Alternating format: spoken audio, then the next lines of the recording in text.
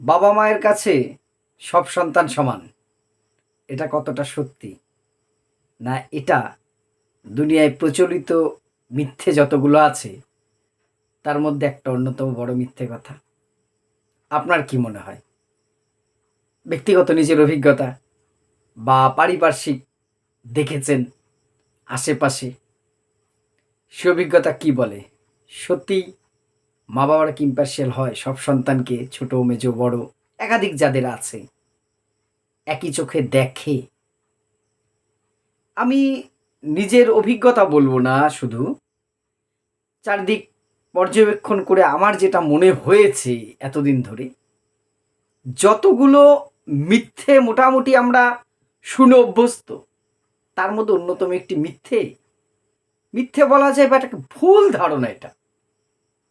ওই যেমন বলে না হাতের ৫ আঙ্গুল সমান হয় না, ঠিক তেমনটাই। পিতামাতার কাছে তার সব সন্তান কখনোই সমান হয় না।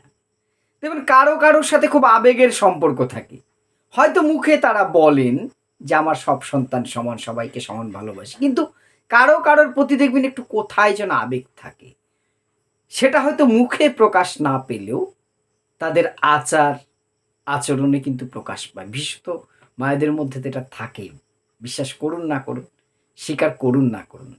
ব্যতিক্রমী নিশ্চয়ই আছে, নেই সেটা আমি বলব না। তবে জেনারেলি কিন্তু তাই হয়। কোনো সন্তানের প্রতি একটা আলাদা আবেগ থাকে। আর একটু দূরবর্তীতে যারা থাকে কর্মসূত্রে বা বাইরে, তাদের প্রতি কোথাও যেন, আর যদি কাছে কেউ থাকে, এই দুজনের মধ্যে সম্পর্ক কখনোই এক হয় না। এক দৃষ্টিতে এক পাল্লায় তাদের দেখা হয় না। এটা কিন্তু প্রমাণিত সত্য। আপনি আপনার জীবনে না হলেও আশেপাশে দেখুন। আপনি যদি একাধিক ভাই-বোন হন আপনারা, একবার ভেবে দেখুন আপনার ভাই, দাদা বা দিদি, বোন, তাদের স্নেহের সাথে আপনার কোনো তফাৎ করেছেন কিনা?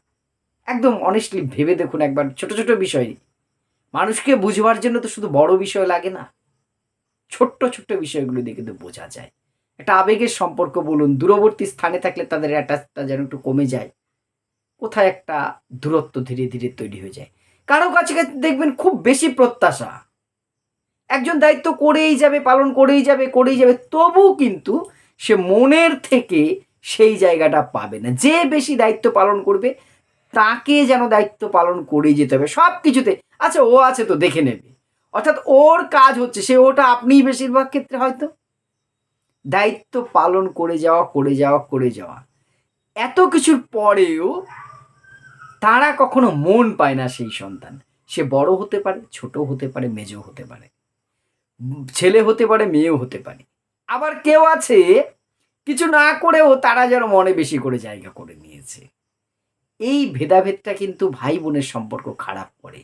অর্থাৎ যে কথাটা বলি না, ভাই-বোনের সম্পর্ক খারাপ করার মূলে যদি কেউ থেকে থাকেন, সেটা কিন্তু পিতামাতাই। অবশ্যই আমার সাথে আপনি একমত নাই হতে পারেন। যে দাদা আপনি আপনার পার্সোনাল লাইফ কিছু বলছেন না তো? না, এটা আমার ব্যক্তিগত জায়গার থেকে বলছি না শুধু। এটা কিন্তু ইন জেনারেলি সেটাই হচ্ছে। বর্তমান সমাজের দিকে তাকান, প্রতিটা ফ্যামিলিতে কিন্তু এটাই ব্যাপার। কিছু মানুষ শুধু দায়িত্ব পালন করে যাচ্ছে, তারপরেও তারা কারো মন পাচ্ছে না, তারা কথা শুনছে না। অন্যের কথা ছেড়ে দিলাম, নিজের মা-বাবার কাছেও নয়। অন্যের কথা তো ছেড়েই দিলাম। এই বিভেদটা কিন্তু ধীরে ধীরে পারিবারিক সম্পর্কগুলো নষ্ট করছে।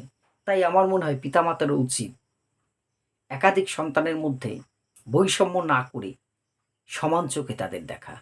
না হলে এখান থেকেই বিভেদের বীজটা কিন্তু ছড়িয়ে যায়। পরবর্তীকালে ভাই-বোনের সম্পর্কগুলো খারাপ হচ্ছে, তাদের সন্তানদের মধ্যে সম্পর্ক খারাপ হচ্ছে। পক্ষান্তরে এই দোষটা কিন্তু লুকিয়ে আছে আপনাদের মধ্যেই বা পিতামাতার মধ্যেই।